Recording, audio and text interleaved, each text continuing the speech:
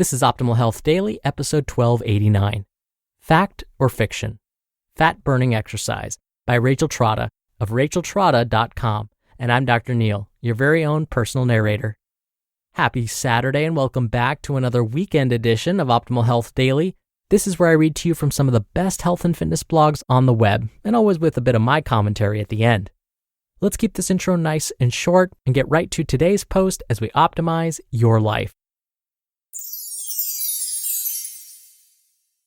Fact or Fiction?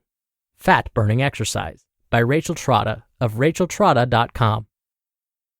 In a previous post from November, I explained how spot toning isn't really possible. Here's a snippet. Quote, "What does exercise really do? It builds muscles and burns calories. It does not sculpt. Increased lean muscle mass typically increases your metabolism, and if you pair consistent exercise with a healthy way of eating, your body composition will gradually transform.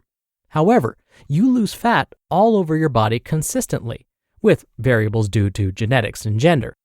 For example, doing lots of squats and other effective lower body exercises under the best of circumstances will contribute to fat loss and possibly weight loss. However, what many find is that the secret angel leg workout can sometimes result in a thinner face or a smaller waistline before any transformation is visible in the thighs. This is because the rate at which you lose fat from various parts of your body is not dependent on what kind of exercise you do. The results instead hinge largely on genetics and where you tend to store body fat. This doesn't mean that you won't ever see slimmer, more muscular legs if you are consistent with your lower body exercises. It simply means that you are building muscle beneath fat that is going to take longer to disappear than fat on other parts of your body, perhaps." End quote. However, I received lots of email feedback from that article that I could summarize in one legitimate question. If spot toning isn't possible, how do I lose fat all over my body as recommended? This is a great question. The main purpose of the original article was to debunk silly, ineffective, targeted exercise to which many are especially vulnerable. However, I didn't go into great detail explaining the workout that would provide real solutions. I gave some general guidelines, including healthy eating, that would help men and women transform body composition in the long haul. I'm ready to dish more specifics this time around. My secret weapon fat-burning exercise to help you build a trim physique is sprinting. As I often say, the solutions to complex problems are often simple, but not easy. This is true of sprinting as well. It is a simple answer, but it requires the person to stir up the motivation to run all out with maximum effort for at least 10 seconds, at least 8 to 10 times in a workout. Here's an example sprint workout on a treadmill or on the track, which I do all the time. Warm up, 3 minutes, walk at a pace of about 4 miles per hour. Sprints, 30 to 60 seconds, sprinting at 8 to 9 miles per hour. 30 to 60 seconds, walk at around 4 miles per hour. Repeat sprints 8 to 10 times. Cool down, 5 minutes, walking at 2 to 3 miles per hour. Why is sprinting so effective as a fat-burning exercise? Sprinting burns fat like no other type of exercise because it increases the release of natural human growth hormone, or HGH. A short description of HGH's function is that it prevents glucose from being absorbed by cells for energy, so the body uses more fat for energy instead of glucose. For those who are extremely fit but still have areas of stubborn fat, developing higher levels of HGH in the body can help to address these hard-to-burn areas by kicking the body into a higher level of fat burn than normally accessible through typical weight training. If it's so simple, why isn't it easy? The bottom line is that most adults do not like the way sprinting feels. The all-out maximum effort causes shortness of breath, muscle burn, increase in body temperature, nausea, and general discomfort in the moment. I have had clients discontinue training when I began to incorporate sprints into their workouts, even though they would have reaped the benefits of this had they stuck to them for at least 6 weeks. Sprinting on a treadmill or a track is more effective than using the elliptical or the bike because you are propelling your entire body weight forwards, not resting a large part of your body weight on a machine. sprinting isn't for everyone. If you are recovering from an injury or have joint issues, you will want to check with your doctor first. However, if you are a healthy, active adult, you can begin to incorporate sprints into your workout gradually by sprinting short portions of your typical cardio workouts.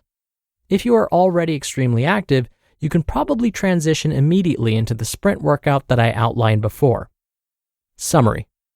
Sprints are my secret, but there's nothing I would change about the original article. The bottom line is that consistent, balanced exercise and healthy eating are the keys to fat loss. Adding sprints will simply kick your overall fitness routine into overdrive, even if you're already in good shape. Finally, if you are experiencing shame or discomfort about your body and are scouring the internet for solutions for your thighs, remember that life and exercise involve a lot more than the size of your thighs. Quote, "Don't miss out on 95% of life to lose 5% of your body fat." End quote. There's nothing wrong with wanting to improve your physique, but don't let it subtract from who you are as a person.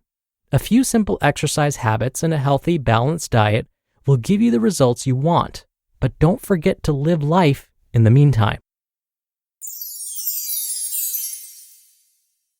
You just listened to the post titled Fact or Fiction?